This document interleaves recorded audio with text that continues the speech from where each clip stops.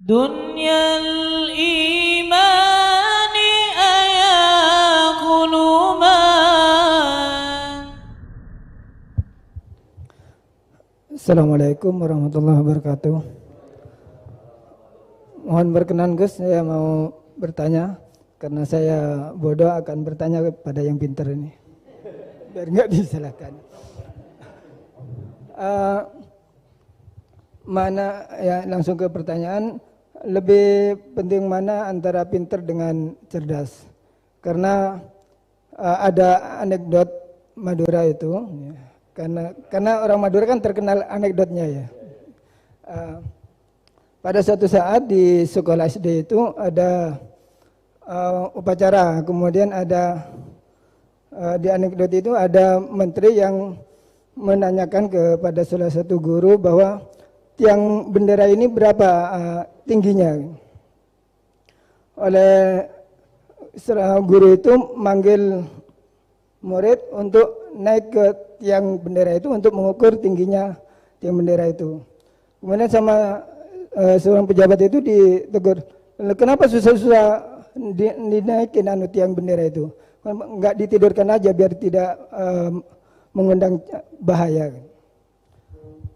Dijawab oleh seorang guru tadi, tadi Bapak kan menanyakan tingginya tiang bendera. Kalau ditidurkan itu bukan tingginya, tapi panjangnya. Nah, ini itu kan panjangnya bukan tingginya. Jadi kalau menanyakan tingginya maka harus dinaikkan dulu, diukur ke atas. Nah itu terkait dengan anekdot itu, saya bertanya itu ya penting mana atau lebih utama mana antara pintar dengan cerdas. Terima kasih Gus. Ini karena pertanyaannya anekdot, saya jawabnya juga anekdot. Itu kalau kita di pesantren itu gudangnya, itu kan biasanya korbannya orang Madura, itu kasihan juga sama orang Madura. Itu kalau mereka ketangkep polisi ditanya, sudah tahu ini pelanggaran, tahu Pak?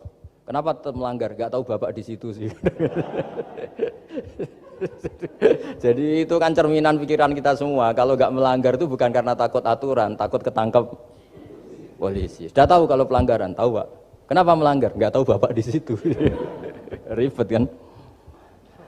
Nah, tapi sebetulnya jawaban dari pertanyaan jenengan itu ya sebenarnya Anda pasti tahu lah. Ini kan antara cerdas dan pinter itu mungkin ya pinter itu ya cerdas, cerdas ya pinter. Yang jelas mengetahui sesuatu yang semestinya itu ya kecerdasan, dan mengetahui itu ya namanya pinter gitu.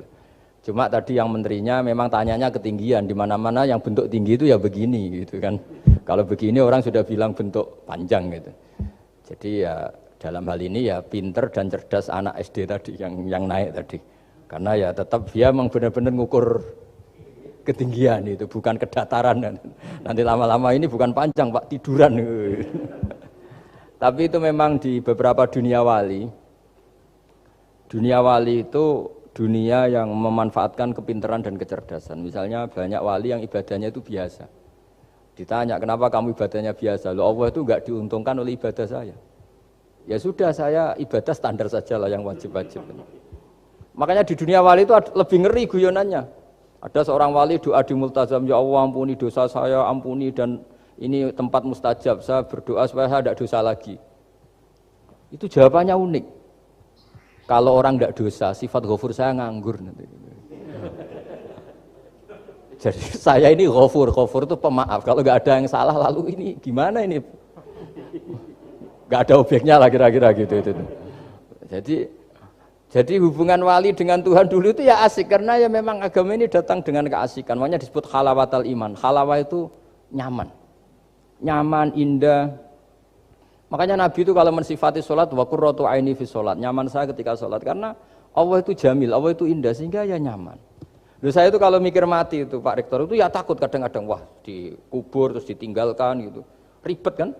Tapi kalau setelah saya ngenangen, dulu ketika saya janin di perut ibu ya nggak tahu cara hidup, ternyata saya hidup dengan cara yang saya nggak tahu. Wong bisnis agak bisa, kerja agak bisa.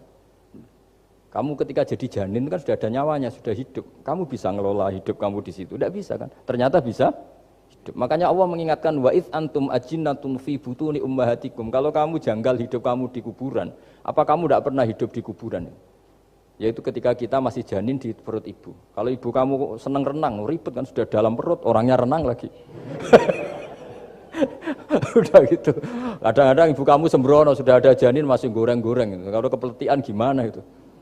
Tapi Allah tahu cara ngelola kehidupan kita zaman masih apa? Janin. Ya kita hidup ya ada bayi yang gendut bahkan sampai disesar karena saking gendutnya. Wah itu bayi tauhidnya tinggi, itu sudah tahu kalau yang ngurusi Allah. Ndablek saja dia sampai gendut. Ya artinya kalau sudah lihat itu ya sudahlah. Zaman saya hidup ketika janin ya tidak tahu caranya hidup. Ternyata ya hidup. Ketika kita jadi zigot, jadi apa masih mani, masih sperma, nggak tahu caranya jadi orang ya tahu-tahu jadi orang. Kita nggak tahu kenapa mani yang gitu ada jadi rambut, hidung, jadi macam-macam. Setelah besar ya tahu proposal, tahu bulat, macam-macam. Wah. Makanya kalau kiai itu pinter anekdot. Saya pernah disewani istri Pak Rektor, melarat sekali, melarat betul. Melarat jelek, kebetulan yang tanya saya itu jelek. Wah beneran ya kata saya. Istri perempuan, Gus suami saya itu miskin Gus, doain kaya Gus, supaya hidup saya itu enak. Terus tak guyoni. Nanti kalau suami kami kaya, pertama yang dievaluasi rumah Gus ganti ya, rumah diganti, mobil diganti, lama-lama yang diganti kamu. Karena apa? Rumah sudah bagus, mobil sudah bagus, yang nggak bagus itu kamu. Pasti diganti, tak jamin itu kata saya itu. Terus dia bilang, ya udah nggak usah Gus. Jadi untuk karena saya ini ya mikir, saya ini kiai kan jaga image, sampai saya doakan tidak mandi kan jatuh. Ya sudah mendingan itu, mendingan tak kasih pengertian itu. Kalau suami kamu sudah kaya, kamu ganti apa? Rumah kan, terus mobil kan, lama-lama yang dievaluasi apa? Oh kamu pasti apa? Istri kan. Jangan-jangan trennya orang kaya kan gitu kan. Trennya orang kaya kan, ya gitulah. Terus dia, udah nggak usah. Jadi artinya itu kecerdasan, kiai gitu itu kecerdasan. Karena kalau doa tidak mesti mustajab juga kan. Udah kiai top gitu, doanya ngobos juga kan, ribet kan. Akhirnya ya sudah gitu aja. Ya saya kira dipikir.